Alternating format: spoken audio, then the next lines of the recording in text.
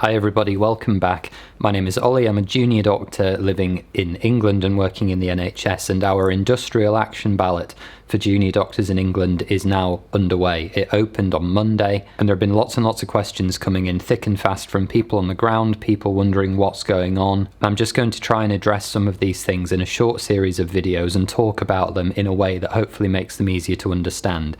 Now, all of what I'm going to discuss in this series of videos is information that is available on the BMA website and has come from official BMA materials and press releases in the past. I will be linking to everything that's relevant in the description below. So for all of these videos, definitely have a read through what's in the description, but this is just to try and make it more accessible easily at a glance. So when is the ballot period and any strike action? So the ballot period is now ongoing. It's Wednesday the 11th of January today. The ballot period opened on Monday the 9th, 2 days ago. It will run for 6 weeks and terminates on the 20th of February at 12 noon. Everyone's ballot papers are now being sent out to your postal address as registered on the BMA website. They look like this, a big, very distinctive, gaudy orange envelope from the BMA. Now, if you're definitely a registered BMA member and you go to the website and check that your details are correct, and you have still not received your postal ballot, one of these orange envelopes, by the 16th of January 2023, then please contact the BMA again using the details that are down in the description and we can organise a replacement ballot for you. And remember that your ballot paper must be back at Civica by midday on the 20th of February. It is nothing to do with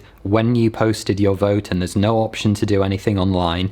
It is a hard and fast, it has to be back at Civica by midday on the day the ballot closes. If it is not returned by that day, that counts as a negative, a vote against industrial action. That is the worst possible thing that can happen. Addressing the second part of the question, which is when is strike action planned to happen, the answer is that no dates are in stone as of right now. It all depends on the results of the ballot. There is a minimum notification period that has to be given to the government before any strike action could commence, so we don't know. It's too early to say. So watch this space for more details to follow. Make sure that you are signed up as a pay activist and signed up to that mailing address. Again, link in the description to be kept up to date with everything that's going on, and it will be announced in due course. And to leave you with a final point, remember that nothing will happen or even can happen if we do not win this vote. And the harm that follows could easily last the best part of another decade. If you think how long it was since the last lot of junior doctor strikes,